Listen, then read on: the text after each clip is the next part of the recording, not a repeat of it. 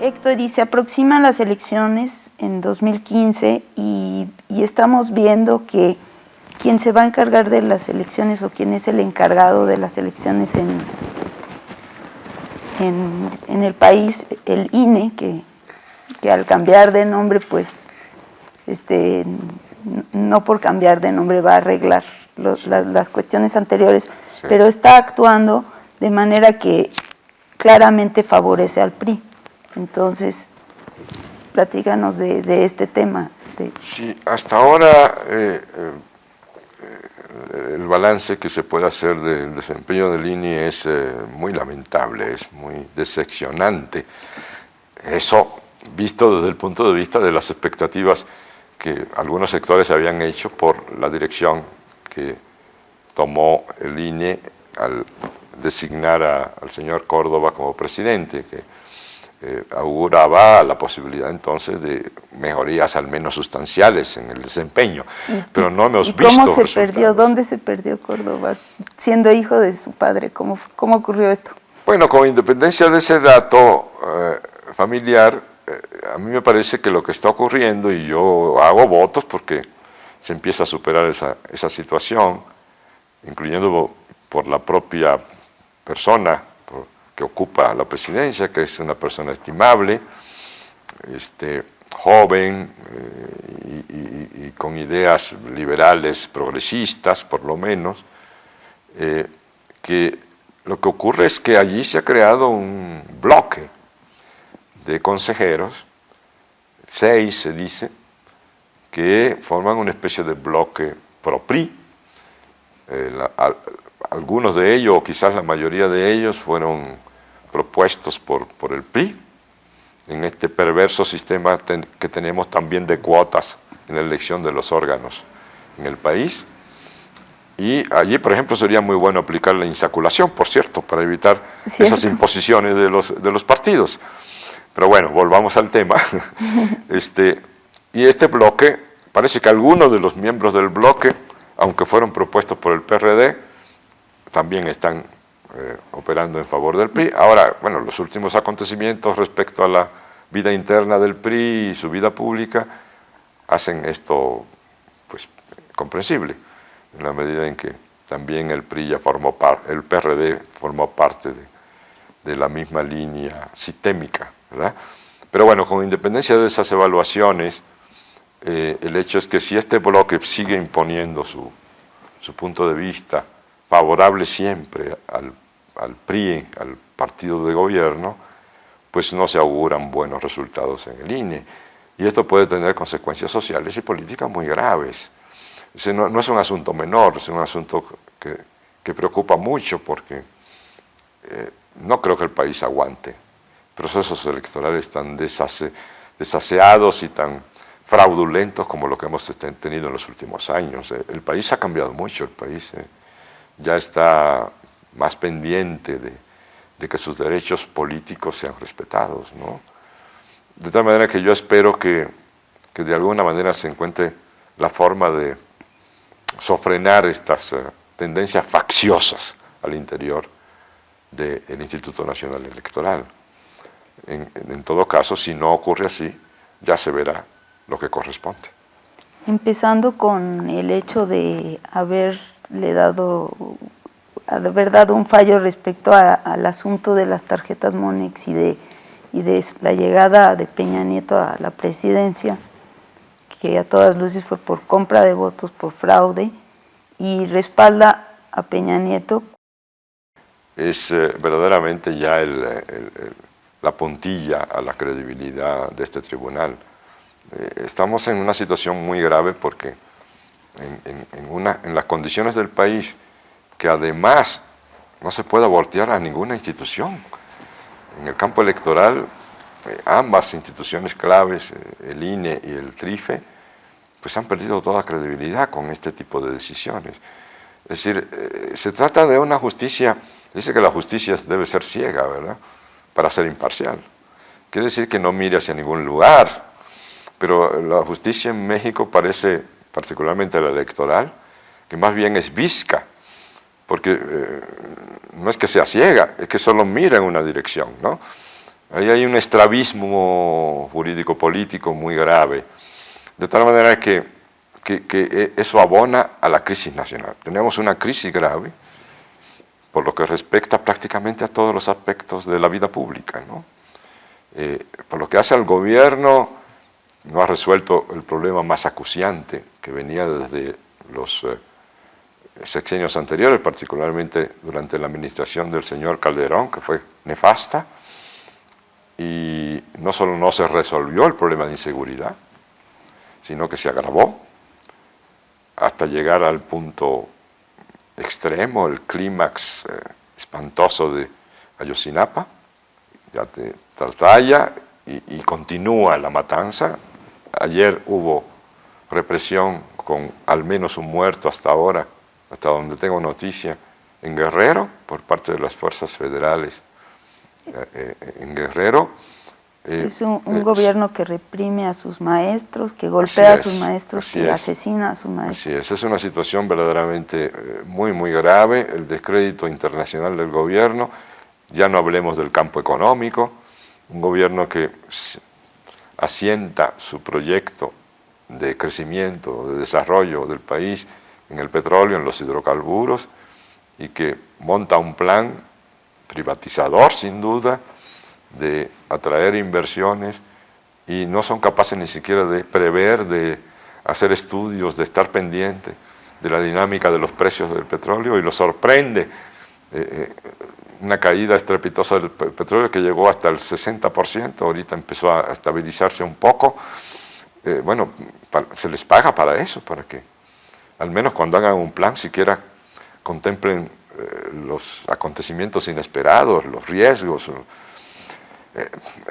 una catástrofe, y a eso se agrega la corrupción galopante que ya alcanza hasta los máximos puestos del país, y no solo ellos, sino los puestos medios, la clase política envuelta en negocios corruptos, el sistema de atención a la ciudadanía en el campo de la educación, de la salud, etcétera, empeorando, los recursos dedicados supuestamente para abatir la pobreza, por ejemplo, en el país, denuncia tras denuncia de que no solo no se ha logrado lo que se propuso y prometió, sino que incluso los recursos destinados a esos programas han estado siendo desviados, han estado siendo mal utilizados, mal baratados, entregado a instituciones que a su vez contratan a otras empresas y que para hacer el trabajo y tampoco lo hacen, y presentan facturas falsas. Bueno, ya no sabe uno qué pueden inventar para contribuir a la historia universal de la infamia, como dijo Borges, ¿no? Estamos en una situación tan extraordinaria que parecería que hay una mano malévola cósmica intentando hundir al país. Pero sabemos que no es así, que son personas de carne y hueso, que son grupos, que son élites, que son claques, que son pandilleros. La mayoría de los grupos que están con responsabilidades públicas, en realidad no deberían ser, a mi juicio, llamados políticos, sino pandilleros. Ese es el adjetivo, ese es el término, perdón, correcto para designarlos. ¿Cómo puede un país como este salir entonces de su crisis si no luchamos para cambiar esto? Héctor, ante toda esta descomposición que mencionas, casi pareciera intencional el provocar este asunto de Tlatlaya, el asunto de Ayotzinapa. Es imposible que la gente pueda, por ejemplo, este caso de Ayotzinapa, cierran el caso. Es una afrenta tal que el pueblo, ellos pensarán que están cerrando, pero lo que no se dan cuenta es que están abriendo la caja de Pandora. ¿O es algo que pretende desestabilizar? ¿Qué está pasando? Bueno, cabe considerar las dos hipótesis, cualquiera de las dos muy mala, ¿no? Alguna peor que otra. La hipótesis de que hay un plan y que esto está siendo empujado en esa dirección para obtener a su vez algún fin posterior, ¿no? Mediante represión, volver a instaurar el orden al que aspiran, que es planeado, pues, que es consciente, que hay un cerebro.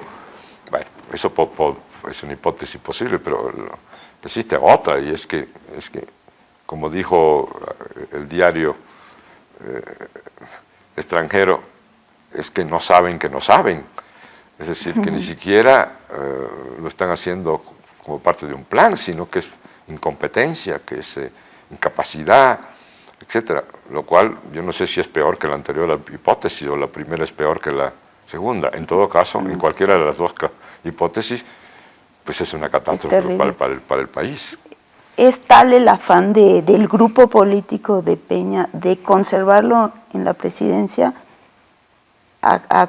aunque el precio sea la destrucción del país? Es decir, o es nosotros o es ni siquiera el país. Sí. En otro contexto nacional, en algunas regiones del mundo, Europa y probablemente incluso hasta en Estados Unidos, lo que ha ocurrido en los últimos tiempos llevaría ipso facto a la salida de los responsables, particularmente la cabeza del equipo gobernante, me refiero al señor Peña Nieto. No hay que olvidar el caso de Watergate con Nixon, ¿no? Comparado con lo que hemos vivido en los últimos tiempos, el delito de Nixon parece casi un delito menor, ¿verdad? En este caso estamos hablando de acusaciones de uso de las posiciones públicas para obtener beneficio personal, de desapariciones. Con las casas estas ya mencionadas. Tenemos una situación de una política de Estado que ha propiciado desapariciones de ciudadanos en cantidades descomunales, desaparición forzosa, asesinatos de periodistas, malversación de fondos, un país donde cada año el órgano encargado de supervisar los recursos del país nos da una lista extraordinaria de violación en relación con la aplicación de los presupuestos, escandalosas, de miles de millones de pesos, y no pasa nada. En otro país, uno solo de esos escándalos, o 2, o 10, no miles de escándalos, hubieran dado origen a la caída del responsable principal, al menos. Y en este país no ha ocurrido. Y ya vimos la reacción sorprendente de los empresarios en relación con Ayotzinapa, en donde expresan, para asombro de todos, que ellos no van a permitir que los de Ayotzinapa entren en sus cuarteles. Es decir, es un caso extraordinario en donde una clase está en una tal crisis de hegemonía y de legitimidad que tiene directamente, me refiero a los empresarios, que entrar en la defensa de una política del gobierno y particularmente de una institución, en este caso las Fuerzas Armadas, particularmente el Ejército. Eso habitualmente, por razones elementales, en los sistemas políticos no ocurre. Los que mandan no aparecen mandando. Eso es parte de la hegemonía, así se llama, del consenso, en donde el que manda pone las instituciones por delante, pone a los funcionarios por delante, a los jueces, etcétera, que dan la cara y que asumen la responsabilidad pública. El hecho de que ahora los empresarios directamente salgan a la defensa quiere decir que las trincheras anteriores, que son estas instituciones, ya fallaron y tienen que ocupar ellos el lugar y dar la cara como los que mandan, abiertamente. ¿De dónde sacan eso de sus cuarteles? ¿Desde cuándo los cuarteles son ámbito de los empresarios del país? Esto revela la profundidad de la crisis que estamos viviendo. Es gravísimo, a mi juicio, lo que está pasando. Regresando, por ejemplo, a esto de los periodistas, si no hay voluntad política, para resolver estos asesinatos, entonces quiere decir que conviene a este grupo político la muerte de estos periodistas. Bueno, me imagino una cadena de complicidades que al llegar al eslabón más cercano al periodista, ya sea por órdenes o por interpretación de lo que es la voluntad o el deseo de los eslabones más arriba, procede a hacer estas acciones criminales, ¿no? Eso tiene la ventaja para los implicados de que no hay posibilidad, en la mayoría de los casos, de determinar cuál fue el nivel de donde salió la orden de asesinato, ¿no? O de represión en su caso. De tal manera que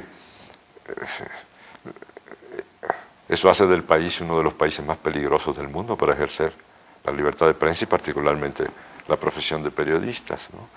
Es decir, es una situación en donde prácticamente ningún sector queda fuera de la afectación, porque uno podría decir, bueno, hay países donde están sufriendo los indígenas o los trabajadores o pues, los empleados públicos, pero este es un país donde los indígenas y los campesinos están acosados por las transnacionales agrícolas, agropecuarias, mineras, con el despojo, la clase media acosada por el desempleo, el maltrato, la falta de oportunidades, los periodistas asesinados, perseguidos, reprimidos, que tienen que llegar en algunos casos hasta la autocensura, como pasó en un caso hace poco en el norte, los jóvenes sin oportunidades, todos los años, la UNAM, por falta de los recursos necesarios para ello, tiene que dejar fuera, excluir al 90% de los jóvenes que aspiran a estudiar en la universidad. ¿Cómo puede tener futuro un país así? Cuando era obligación del Estado impartir educación y luego se retrajo el Estado a educación básica y dejó fuera a los universitarios. Así es, pero aunque no sea un imperativo legal, es un imperativo social, es un imperativo histórico, ético, es una necesidad. Tenemos ejemplos históricos de países que han salido del subdesarrollo, que incluso estaban en posiciones más desventajosas que México hace unas décadas, y que mediante varios elementos, pero fundamentalmente la inversión en la educación, desarrollando la ciencia, la tecnología, la educación general de su pueblo, lograron ascender y hoy son países muy avanzados, incluso catalogados como muy exitosos y como parte de los llamados países desarrollados, ¿no? Como el caso de Corea del Sur, por ejemplo, es un caso muy destacado y muy mencionado. Y así, de tal manera que estamos haciendo justo lo contrario para salir de nuestra situación. Quedó atrás, porque ya hasta por pudor, me imagino,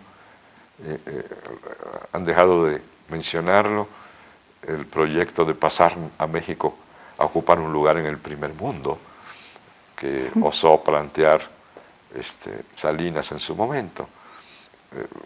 Estamos colocados con alfileres en los países emergentes, pero últimamente ya nadie nos menciona tampoco en ese nivel, de tal manera que no sé hacia dónde vamos, sino hacia el abismo del subdesarrollo. Sí, si escuchas hablar de México en otros países, escuchas sobre la violencia que estamos viviendo básicamente. Así es, y eso es lo que ha provocado que el Papa Francisco y otros se hayan referido a México como un modelo que no debe ni adoptarse y que debe evitarse. Así como hace unas décadas se hablaba cuando había problemas de seguridad y de violencia en un país de colombianización, ahora el Papa le pareció prácticamente natural decir cuidado con la mexicanización, lo que ha provocado el enojo y la ira del gobierno, pero bueno, pero se ha ganado el gobierno a pulso esta expresión, ¿no? Es decir, yo no le deseo a ningún país que viva lo que está viviendo mi país. Y en todo este proceso de descomposición y de catástrofe, como lo mencionaste, el pueblo está tomando conciencia, está pendiente de lo que sucede y qué debe de hacer para dirigirnos a este proyecto que decías de ir tomando posiciones, ir tomando espacios políticos y cambiar las cosas. Yo creo que nosotros debemos convencernos de que la única posibilidad de cambiar el país es conjuntando una gran fuerza nacional de unidad de todas las fuerzas de izquierda, que quiere decir aquí de manera amplia todos los sectores que están en favor de que haya cambios respecto a la situación que estamos viviendo. Si no lo hacemos de esa manera, no lo vamos a lograr. Incluso ninguna fuerza política por sí misma puede lograrlo, por sí sola. Ningún sector tampoco. Hemos tenido entonces varios problemas. Uno de ellos es que ha habido movimientos muy importantes, muy vigorosos, que han simbrado incluso el país. Para poner ejemplos recientes, los electricistas, yo soy 132, los maestros, ahora el movimiento en favor de Ayotzinapa, etc. Pero son sectoriales en algunos casos, en otros casos sí tienen una perspectiva más amplia, pero no se ha logrado la continuidad, etc. Entonces, sectorialmente hay limitaciones. Por otro lado, desde el punto de vista político, no hemos tenido organizaciones nacionales de alcance nacionales fuertes con esta perspectiva. Y las que ya habían, ya sabemos lo que pasó con ellas, ¿no? Se fueron del lado del sistema. Entonces, yo creo que si interpreto bien, o esa es mi interpretación, eso es lo que se propone Morena.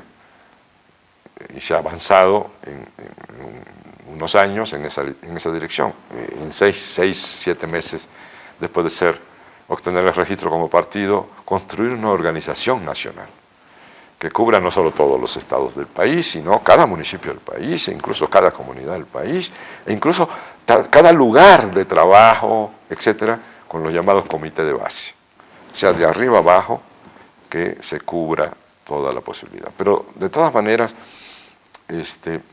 aún creo yo que Morena va a tener que hacer articulaciones políticas con otras organizaciones. Y eso no hay que verlo como negativo, sino como positivo. Necesitamos esa gran fuerza nacional, entonces, para promover el cambio que necesitamos. Si juzgo por la información que tengo respecto a cómo va ido ocurriendo desde el punto de vista de Morena, no conozco tan de cerca otras experiencias, hemos ido creciendo. Se ha visto el crecimiento muy rápido, muy acelerado. Y esto se ha hecho a partir de los trabajos nacionales que se han emprendido. Por ejemplo, para poner un ejemplo, para recoger las firmas para la solicitud legal de la consulta nacional sobre la reforma energética. Porque, por lo menos en el caso de Morena, las firmas no se recogieron, como en algunos casos se sabe, pagando personas para que recogieran las firmas, ¿no? O pagando incluso las firmas, sino que en Morena pudo haber habido algún caso por ahí mal hecho, pero en términos generales y por lo que tengo información, el trabajo se hizo casa por casa. La tecnología política fundamental de Morena es esa, casa por casa, para todo. Y así se va a hacer campaña también, así se está haciendo la campaña. De tal manera que se está construyendo, se está planeando el trabajo. De tal manera que al ir esta primera vez a buscar las firmas, pues había alguna aceptación, pero había mucho rechazo todavía. Pero allá al concluir el final esta parte, se vio el cambio fundamental. La gente no solo aceptaba, se alegraba de que fueran a visitarlos para plantearles los problemas del país y para entregarle materiales y para discutir lo de la firma y por qué la firma era importante para salvaguardar los recursos naturales del país, los hidrocarburos en este caso. Y así en cada fase, porque no es solo conseguir la firma, se dijo, sino además hacer un trabajo de concientización, de información, etc. Entonces, ha ido creciendo la organización, de tal manera que ya la gente no solo recibe el mensaje de Morena, sino que va en búsqueda de información y en búsqueda de afiliarse, de apuntarse para tareas, de ofrecerse para estar en las mesas electorales en la próxima elección intermedia, etcétera, etcétera. O sea, vemos un gran crecimiento. Y este crecimiento, lo central es conciencia, el desarrollo de la conciencia de la gente, que a su vez le permite entonces interesarse por los problemas del país, informarse, conciencia, información, organización. Este triángulo, este trípode, es en donde se sostiene el proceso. Pero necesitamos ayuda, necesitamos que otras organizaciones también hagan lo propio. Yo sé que muchas otras lo están haciendo, me alegro mucho. De izquierda, quizás no en las dimensiones de Morena, pero con el mismo entusiasmo, con la misma integridad, etcétera. Todo eso ayuda. Yo no favorezco la idea de que Morena tiene en sus manos hacer la transformación ella sola y no admite ninguna otra compañía. Por el contrario, yo creo que todos debemos asumir esa responsabilidad, porque está afectando a todos, y aunque no nos afecte individualmente, nos afecta como sociedad. La visión de lo colectivo que tenemos que empezar a imponer para revertir el proceso de individualización que ha implicado los 30 y tantos años de neoliberalismo, cuya tarea fundamental, aparte de las transformaciones a su favor, a favor de las élites en lo económico y en lo político, ha sido en lo cultural introducir la cultura de la individualidad, del egoísmo personal, de no interesarse por los demás y no interesarse por lo común todo. El atomizar a todas estas organizaciones. Así es, así es. Y el de evitar que la gente se una para gestionar sus asuntos, sus deseos, sus metas, sus aspiraciones, y que lo logre en condiciones mínimamente favorables.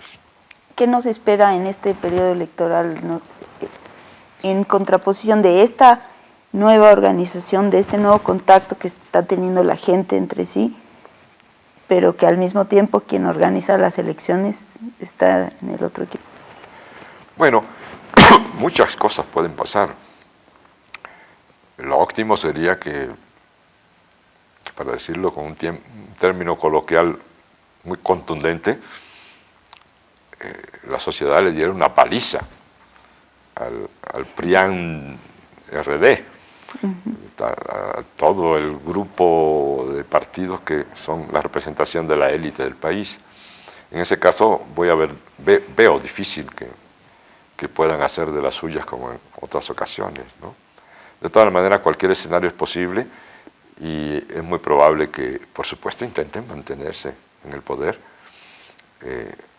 por lo menos en el ámbito que ocupa esta elección intermedia, y que en el 18 también lo intenten. Pero lo que no podemos hacer es descartar esta vía, ¿verdad? De todas maneras, creo que se van a obtener triunfos muy importantes, por ejemplo, a escala nacional y en el Distrito Federal, sin duda alguna. Y esto va a crear condiciones mucho más favorables para la siguiente etapa, que será el 2018. No podemos querer hacer política con pueblo ajeno, ¿no? A propósito de la frase sarcástica, irónica y con gran enseñanza política de Bertolt Brecht, cuando decía ante alguien que se quejaba del pueblo, bueno, entonces, ¿por qué no cambiamos de pueblos? No, pero no podemos cambiar de pueblo. Nosotros tenemos que hacer los cambios con el pueblo mexicano, ¿verdad? Pues sí. Y es el pueblo mexicano el que va a ser el protagonista de esto. De lo que se trata es que el pueblo crezca políticamente respecto a claridad sobre sus metas y los procesos por los que tiene que pasar para lograrlos, ¿no? Yo creo que eso es una gran oportunidad que se presenta. No soy partidario de darle la espalda, ni de estas propuestas fatalistas que para todo dicen, casi según el principio de Murphy, de que si una cosa puede salir mal, sale mal. de que todo va a salir mal, de que no se va a lograr nada. Porque si uno está en la posición de que todo va a salir mal y que nada se puede lograr, pues entonces ya fatalmente estamos eliminados, estamos fritos, estamos condenados, ¿no? Yo no creo que ese sea el talante, la actitud que debemos tener, sino por el contrario, con la idea del maestro Gramsci de que la posibilidad de que las cosas que deseamos ocurran en el campo político y social dependen en grandísima parte de lo que hagamos para hacer que ocurran. Lo que nos coloca de manera activa en el proceso y no están en una posición pasiva esperando a ver si las cosas llegan a ocurrir. Si esperamos que las cosas lleguen a ocurrir, no van a ocurrir.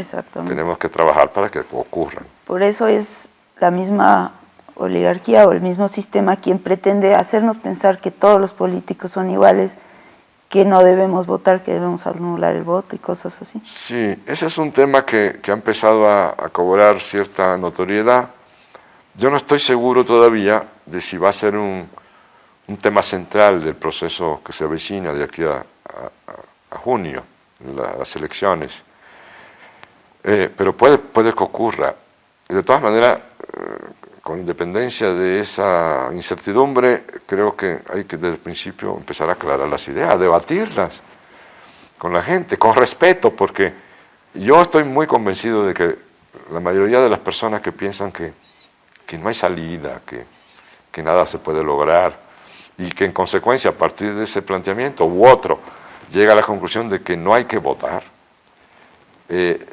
una buena proporción, si no es que todos, lo hacen con buena intención, porque se han convencido de eso, o porque están en la inercia de pensar de esa manera. Pero no creo que haya malevolencia en todos los casos, ¿no? Y creo que al contrario. Pero obviamente es otra vez el planteamiento fatalista, ¿no? No debemos ir a votar porque pues, no va a valer, no va a servir, no va a ser favorable. Pero entonces, pues bueno, pues ganarán los candidatos del PRI, del PAN, del PRD, del Partido Verde, del PANAL, porque con que haya 2 contendientes y 3 votos, el que ganó uno, un voto perdió, y el que ganó 2 es el triunfador. Es tan simple como eso. De tal manera que hay muchos argumentos para hacer ver que eso es una salida,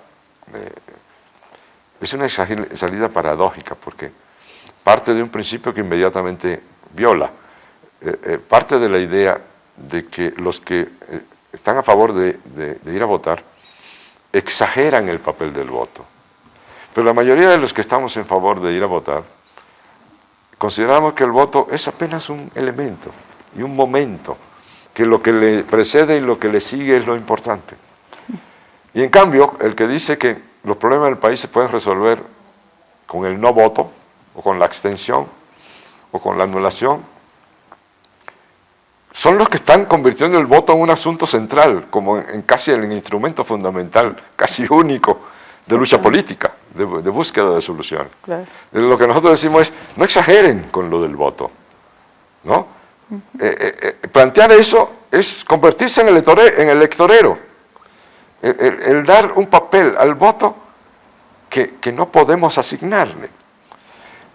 Los que estamos en favor, por lo menos es mi caso, de ir a votar, creemos que lo importante es lo que hagamos para crear la conciencia, etcétera, en la gente, luego voten, y lo que hagamos con el resultado de ese voto posteriormente, en términos de, a partir de eso, empezar a aplicar transformaciones, a impulsar transformaciones, a realizar cambios, ¿no?